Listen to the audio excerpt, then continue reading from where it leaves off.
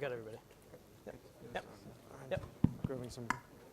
Hey, thank you. Okay, let's get started on the financing innovation panel. So we have a great mix of speakers to talk about the issue of financing innovation today. We have on my left, Carl-Magnus Norden, who's a director and board member of CrowdCube, which is the world's largest equity crowdfunding platform.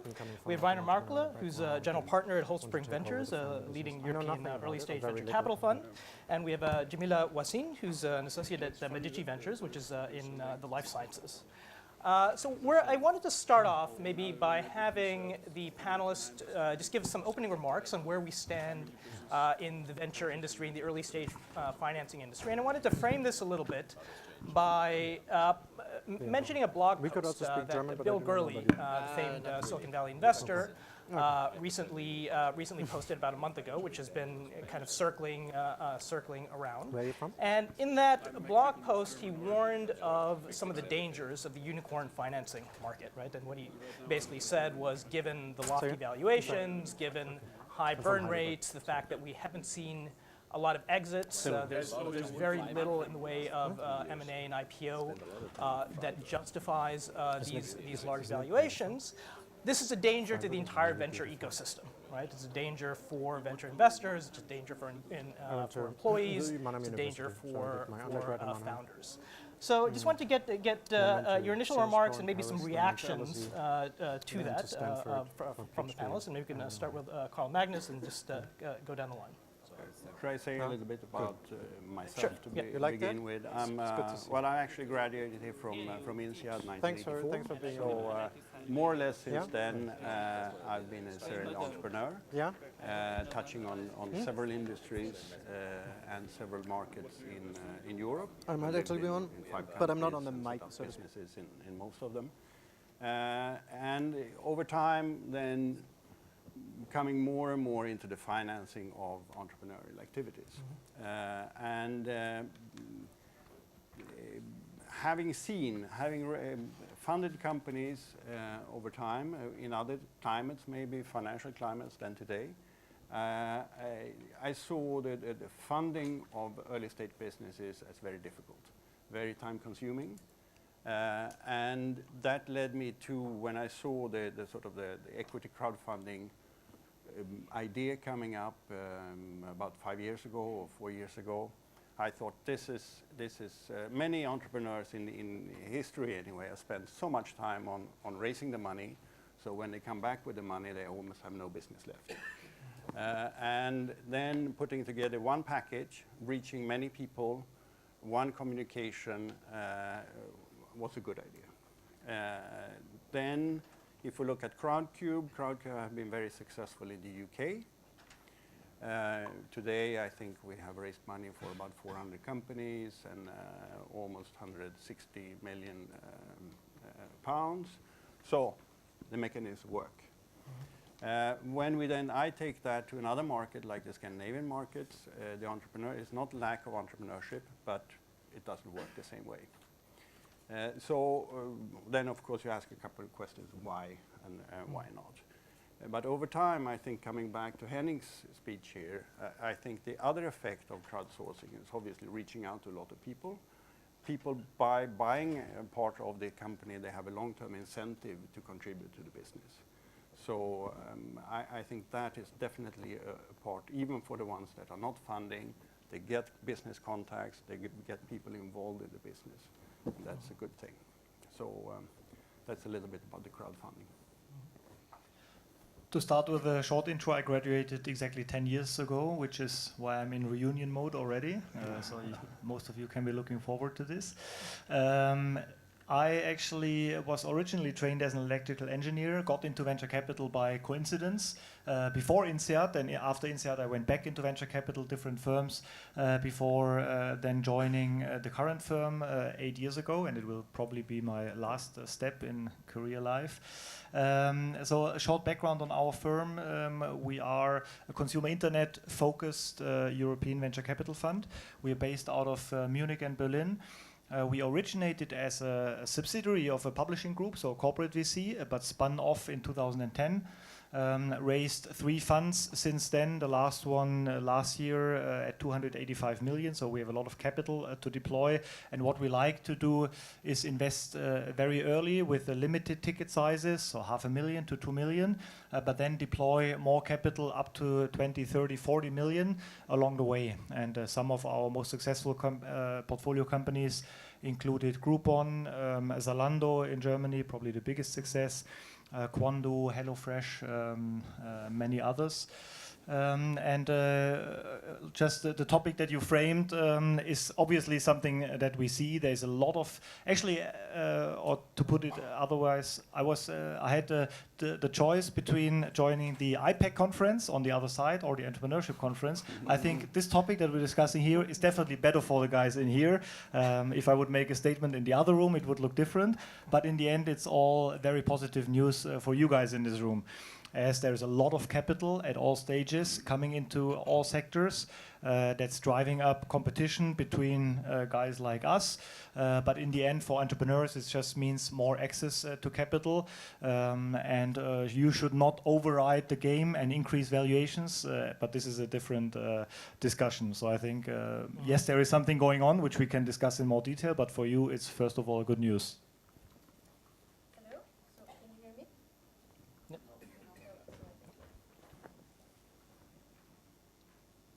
Okay, it's better. Yeah, hi. So I'm Jemila. I'm glad to be here. So I'm currently working at Medicxi Ventures, which is actually the spin-out from the life science spin-out from Index Ventures that was actually created last February, so all brand new. I'm a neuroscientist by background. I also got into venture capital by coincidence. So we have 2 offices based in London and Geneva, and our main focus is early stage therapeutic projects. Can go also to later stage, but we really want to focus on innovation at its earliest stage, mainly in academic centers where we can actually create startups from them, but also young and growing startups. So to open, for the opening remark related to that, I would say also that it's all positive and great for you and for young entrepreneurs to have more access to capital.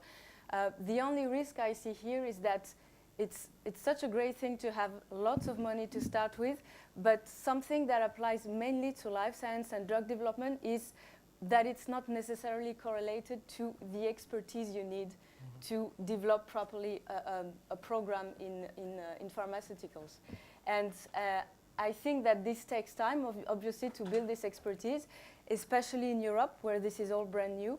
But as we said earlier, success calls success. So I think what matters is that we manage to build up the right expertise besides all these new fundings that are coming at early stage. Okay, so a lot of you kind of talked about the availability of capital, and in general that's seen as a good thing from the perspective of entrepreneurs because there's lots of competition. Is that capital, as you look going from C to Series A to B to C, is the supply and demand of capital balanced across those different parts of the venture financing value chain? Well, from my perspective and the Nordic perspective, I think there is quite a lot of capital further up the food chain, but very little or little in the first phases. The angel networks up in our part of the world doesn't really work very well. There is not developed the accelerator model and so on. But then, of course, the world is changing quite quickly. So further up the food chain, I think all the big guys have raised money several times more than before over the last 6 months. So it's probably coming into what you're talking about, that it becomes maybe too much money further up the line. But the early stage, I don't see it yet.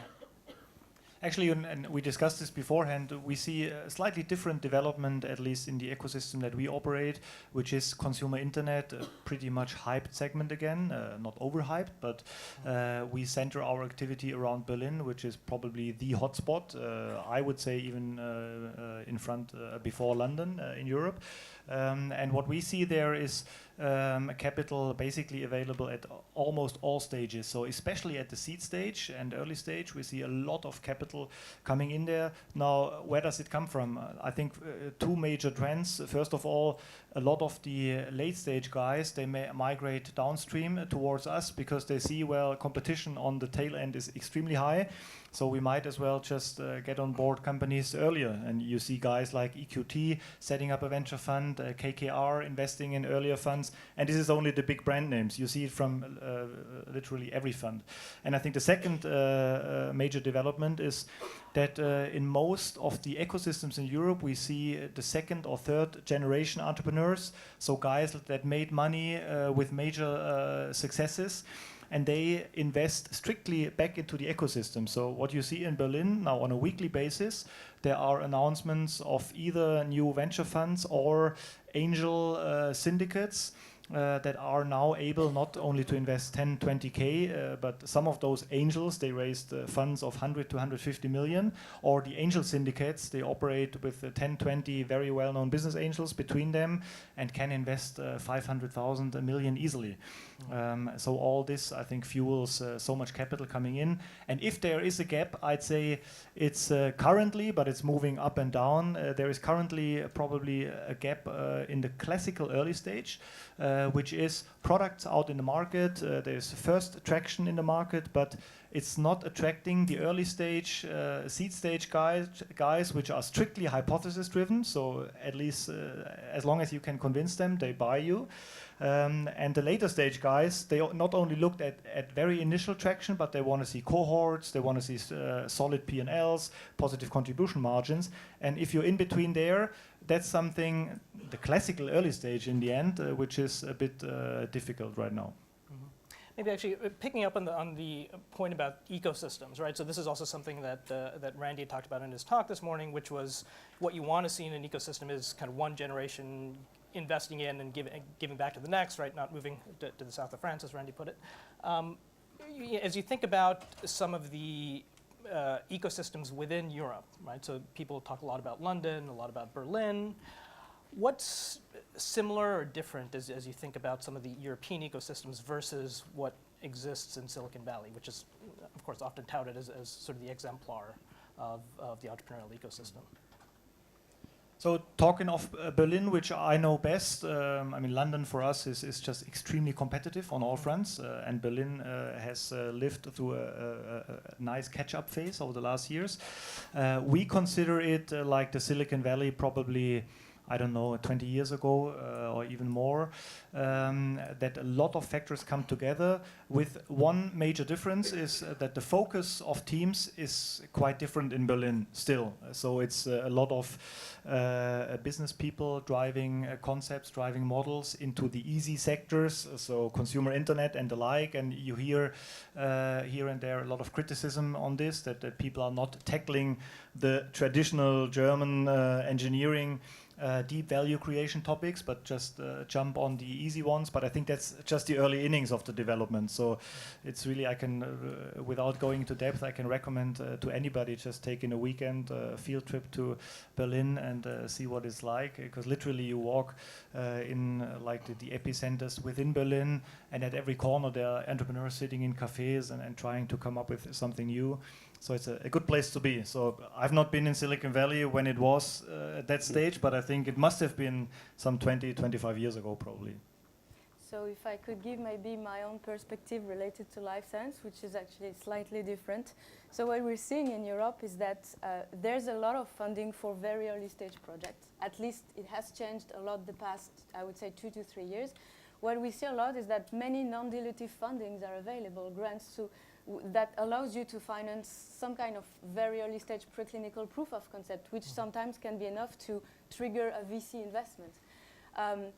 The biggest issue I see in Europe is the lack of later stage funding. And what we see in most of the case is that when these companies are starting to grow and are in need of big capital to go full speed into their human clinical trials, usually they have to raise money in the US.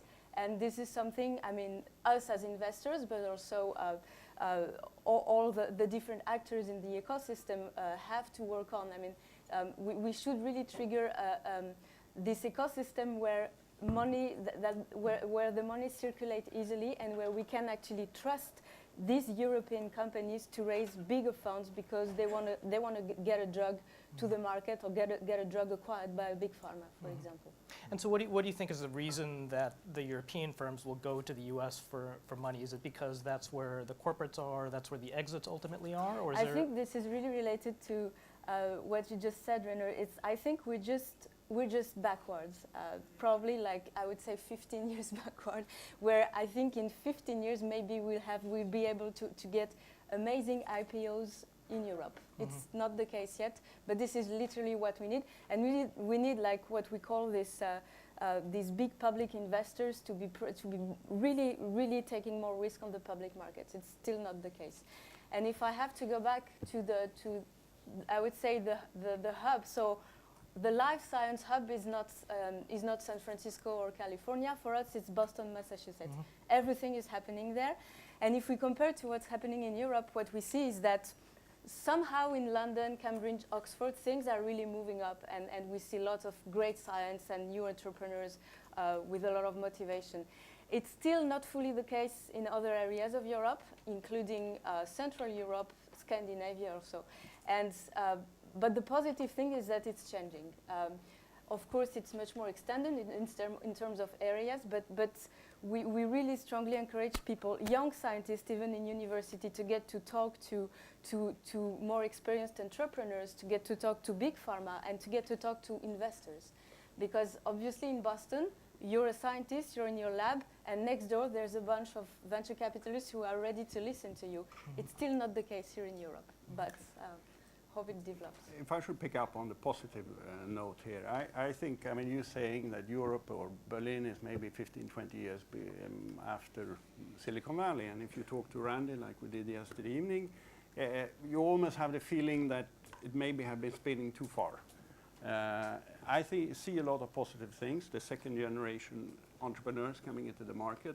In the Nordic perspective, the first one that really has done that was Niklas Hellström, who created Skype. Before that, nothing had happened, basically, and after that, not so much for several years. Over the last 3, 4, 5 years, several people have made money, big money, and a lot of that is coming back into the market. And also with a little bit like Randy described, a little bit more, not necessarily to making more money, but actually contributing to something new. And I don't know how you see it in Berlin, but there is some positive things in this as well. Maybe actually turning a little bit more to the overarching theme of this conference, which is about entrepreneurial innovation, right? So we heard from Henning, as well as Michelle, how has the face of innovation changed over the past 5, 10 years. We hear a lot more now about user-driven innovation, crowdsourcing of innovations, as Henning talked about. The pace of innovation has increased, the complexity of innovation has increased. Has the venture financing industry changed at all over the past 10 or 15 years to adapt to some of these new realities of how innovation is being developed? So I think the industry has changed. It has picked up pace as well. I mean, one must say, when I left INSEAD 10 years ago, the typical venture capitalist would be a relatively arrogant guy in some examples. He would wait basically for the entrepreneurs to show up and then take his time, discuss with his partners, come back with the same questions maybe as in the first meeting 3 weeks after, because he was just very convinced that he was in the stronger position. I think now dynamics just changed to the other side. So still the top VC firms, they still generate the strongest deal flow, but it's highly competitive. So with these basic laws of the game having changed, clearly VCs needed to adapt, and I think you see it most clearly in the transitions, in the changes in the industry. So if I look at the European/German landscape, most of the firms that were the leading firms back 10 years ago, they disappeared with only a few examples, and they basically got out-innovated by firms such as us. Now we are basically incumbents. Now we have to fight against new entrants, which are formed these days. So I think this has really drastically changed. You need to innovate as a VC, which is actually quite easy because you just need to bring on young people who understand the trends, who are hungry, and you need to adapt your internal speed and be as pragmatic as your entrepreneurs. But you need to do this, and I think there are more changes down the road that you need to adapt to follow this pace of entrepreneurs. I would just complete what you said with the fact that with our entrepreneurs, VCs have no reason to live anymore. So we definitely have to keep the pace and adapt ourselves to how things are evolving, and they're evolving pretty fast at the moment. And what does that meant in terms of, do you see in the life sciences, at least VCs doing things differently than what they did 10 years ago? So what I can tell you is that I would say that the old generation of VCs in our field, they were more considered as like this financial expert who will tell you how you should finance your company and at which stage you would need which money and in which market you should go. Now it's completely different. You really have to be able to understand the science in depth before you go for the investment, because there's a lot of competition, there's a lot of innovation every day, and you have to follow, I mean, not follow the trend, but know what's happening. And I can give you the example, I'm sure you all have heard of it. So we were discussing CRISP previously, so related to gene therapy, and also something that is exploding at the moment is it's a potential complete new way of treating cancers, which is related to immuno-oncology, immunomodulation, basically. Instead of hammering the tumor cells with chemotherapy or other products that are actually hammering the healthy cells of your body, you go with a much smarter and much specific idea, which is to reteach your immune system to fight the tumor. This is a completely new concept, and it turns out that it works in some cancers. We have seen very, very good data, and the patients, I mean, for some of them are recovering really well. Now there's a bigger issue that comes is that they're not all responding to these types of therapies. So we have to understand what's in deeper details, how to tackle that. So this is a good example of why us VCs should be close to these academic centers where all this great science is emerging. So definitely at the core, at the root of the novelty. I think another change is really that there are, as I see it anyway, more players coming into the VC game in a way. I mean, you mentioned EQT, which is the biggest private equity company probably in Scandinavia. They have now set up their own venture fund to see what technology, primarily of course to make money, but to see how all this new technology can affect all the industrial companies they own. And they are, I think we will see more of that. And also we will see more industrials coming in and look in our industry, how will whatever technology change the landscape. So they are not standing there being Kodak in 10 years' time or something like that. Yeah, yeah. And maybe picking up one of the things that you mentioned, which is you need to add more than just financing, right, to the venture. So there's a lot of talk about being involved operationally in portfolio companies, adding value in some way beyond simply the selection and providing capital. To what degree is that true, right, versus kind of rhetoric that you would use to raise funds, and this is how you sell something to an LP, right, when you're raising a fund? Is there some reality in the role of a VC or financier as being involved in the operations? So I would say again, in the field of healthcare of life science, this is completely true. I mean, you running basically a company, you start at a stage where you usually have a molecule with some data in mice.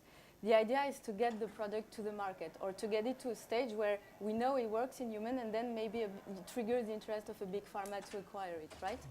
So.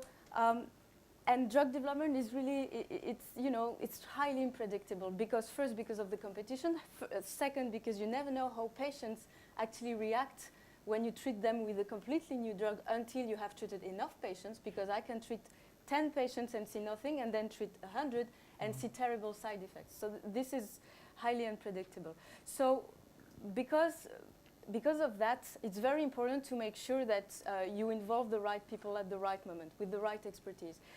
A very simple example is that you can start with a great CEO, which is somehow like a super great project manager who can be in touch with the right guys for the chemistry, for the preclinical testing, for the market analysis.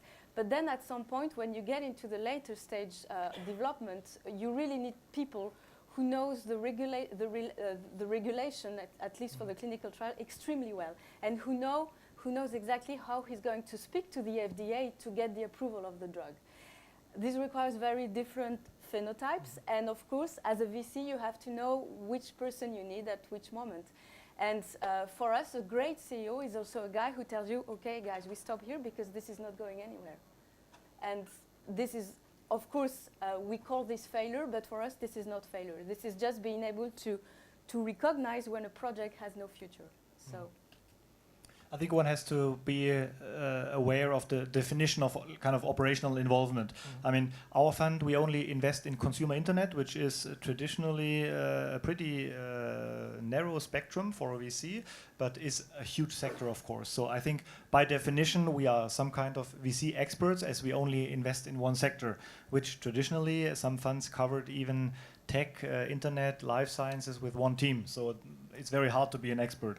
Still, even within consumer internet, between us 7 partners, we had kind of special fields of focus. Like I was doing e-commerce for 6 or 7 years before moving on a bit. Still, could I call myself an expert within e-commerce? I think I saw a lot of stuff. So VCs always talk about pattern recognition, stuff that you saw somewhere and that you are able to transfer to somewhere else. But I'm always getting very suspicious if I can add real operational added value to teams, because I think, well, you're the operator, you're the entrepreneur, you're the expert in what you do. So if I can tell you something really operational, then something is wrong. Then you probably didn't do your homework right. It might be that there is just skills in the team missing. Then we try to build those skills very early on. So therefore, I would always say we add sector expertise, we add experience. Our key job is financing and providing follow-on capital and helping the entrepreneurs not running into capital constrained situations and helping him with anything. But I consider my role strictly more on a mentor and challenger role rather than sitting down with daily operational added value. But of course, you have to know and understand the models and the operations exactly. And I think it's even more drastic in your field, as otherwise probably you get fooled by entrepreneurs. I think, I mean, not by my role in this sort of chain as such, but a lot what Randy said this morning is, of course, bringing in contacts, all the things around that the team maybe don't have. But operationally, I think it's very difficult to add value. Yeah. Maybe pushing a little bit more on kind of the innovation question in the venture financing space. So there's been a lot of creation of some of these new organizational types. So crowdsourcing, as you will know, equity crowdfunding, venture accelerators. How important are these kind of in your particular, I mean, of course, in your domain, you're doing equity crowdfunding, but particularly in the context of VC. Where do these fit? Are these substitutes? Are they complements? Do you see them as threats to the traditional role of VCs? What's your take on that? Well, from my point of view, I think it's feeding, doing the groundwork for the VCs. As I said, we can never follow in either of my capacities, follow on. It should be served in a way or packaged in a way so people like Holtzbrinck or other can take it further, and they can go much deeper into the business and will follow on a longer term. So I think it's more bringing the feedstock in the system. I'm a pretty strict believer in the traditional equity-only form of financing handled by professional investors. I think there's great innovation, especially on your end, so feeding this whole system. And obviously there is a lot of capital coming in from all different sources. And I think the point when it becomes dangerous is if money comes in either by other forms of financing. So I see this whole convertible loans in early stages of a company, maybe with caps at some valuation or even uncapped. I see this highly dangerous, as incentives are just not aligned. And the second is if there is capital coming in not managed by professional investors, because then you steer the ecosystem in the wrong directions. So I think there needs to be a strong selection of ideas, of teams, and if the capital is not directed into the right direction by the right investors, then I think you see overheating, you see the wrong instruments, and even for the companies, even if good companies are financed by bad sources or bad managers, you don't know whether all these new incubators, accelerators, loan instruments, whether they are here to stay or whether they will disappear in 3, 4, 5 years. The more established firms or straight forms of capital, you're pretty sure that they will remain with you, even if times get rough out there.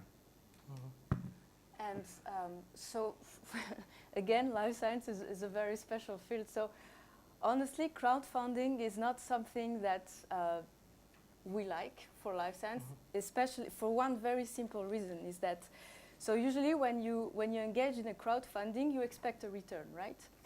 But what we know in drug development is that over 100 projects, less than 5% succeed in the end.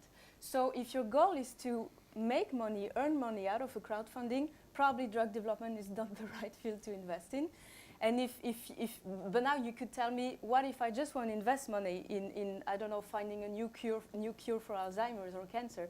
Fine, but then there are lots of foundations who know exactly what they're doing and have great programs ongoing. That's how I see it, because again, we're coming back to this idea of getting money at the right place where the people know what they're doing and they have a plan, basically. Yeah. So what's your take on this, Carl-Magnus? If you kind of think about it, the arguments here really, I mean, in one case, this may not be the right industry, but in the other case, it's really this question of, is this really the right way to allocate capital using crowds? Well, coming back to pharmaceuticals or something like that, that has never worked. I mean, we as a platform, we don't take the decisions, to put it that way. It's obviously people out there that take the decisions if they want to invest or not invest. And pharmaceuticals have never worked. So it's probably, we don't have to bother about it. It will not work because it's too long term. Yeah. People want to see some sort of return or anyway that something is happening much quicker. So yeah, that's one form of it.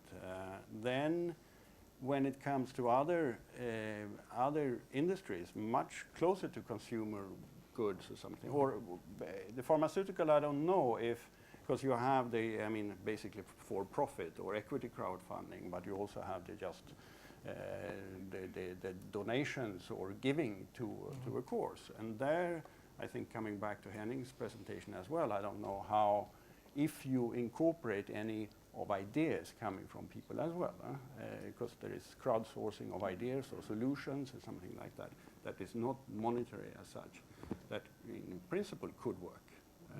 So I think that's interesting. Then, where we are most successful is things that people can more touch or understand or something like that. So it's not professional investors, most of them.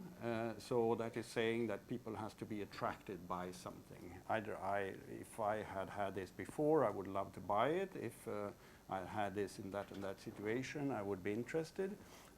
We have more than 50% of the investors know the industry. So it's not like anybody out there is basically putting money on anything. So people are attracted to things that they know something about, and that's why they invest their money.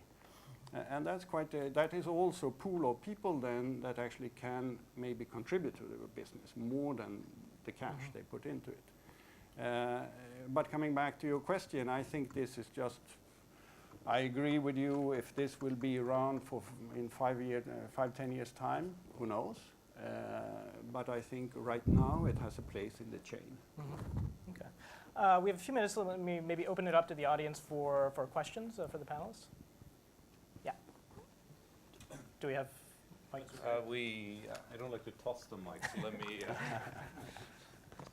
walk it over. Thank you very much. I think it's more for Carl, but talking about the financing IoT startups seems to be a long way. I mean, I'm doing some mentoring, coaching with few IoT startups. When we come to the seed fund, so looking for the first $500,000 something, it's not easy exercise. So what are the criteria or specific things regarding IoT funding? Well, I think for us it's similar to any project.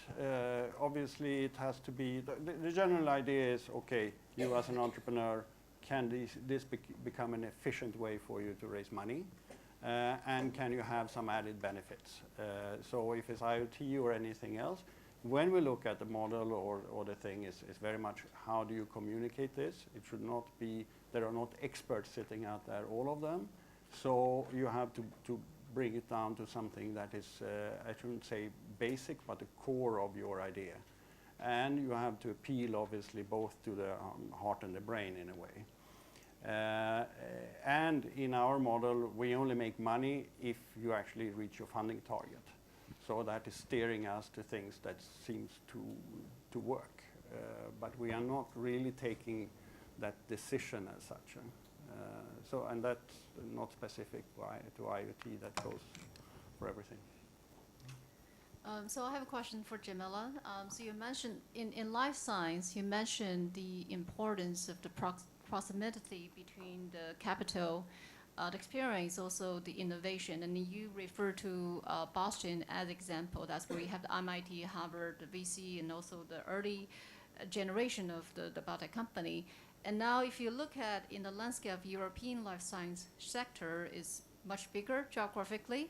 And so I'm curious to see, do you see there's some emerging cluster within Europe that you can start seeing the seed of some kind of early stage shape of Boston-like cluster, or you are seeing for Europe just because the size is bigger, so there has been a different approach in terms of connecting the innovation center that's spread around Europe? So there are a couple of clusters that are growing actually in Europe for life science, for the field of life science and healthcare, which are definitely London and the area of London, Cambridge, UK, Oxford. Lots of the great academic science we see come from there, and people have the entrepreneurial mindset, meaning like when you see a young student in a laboratory, he has, let's say, a potential new mechanism of action that could help generating a new drug or a new treatment for a disease. People are today more in the mindset of saying, okay, let's patent that, and let's go talk to the TTO of the university, let's go talk to the venture capitalist around, or to other investors, angels, or whatever. But at least, I think there's now this mindset of creating value out of what you have, out of the science you have in your hands. Another cluster that I think is becoming extremely interesting is Scandinavia.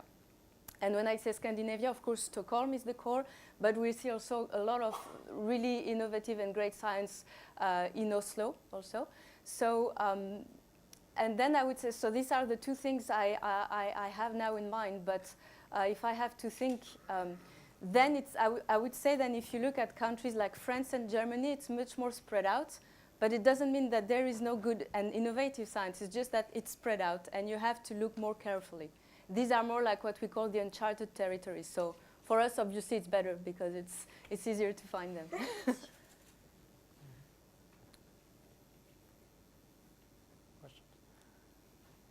Okay, so I think we're just about at lunch, and I can see everybody kind of looking forward to that. So with that, I want to thank the three panelists for a wonderful discussion, great insights onto the venture financing industry, and of course they'll be around for the rest of the day for lots of follow-up discussions over coffee and over drinks later. So thank you very much. Great, thanks.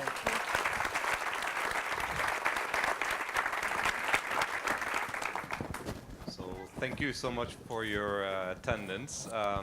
Just to repeat the point here that our presenters will remain with us, and we can have all sorts of discussions. Now it's lunch at Lacerte, and of course we're in a fortunate situation here where nearly everybody knows where it is across the street, and if you don't know, just follow somebody, or maybe you should ask them just to be sure. Follow the crowd, and you'll get to a lunch.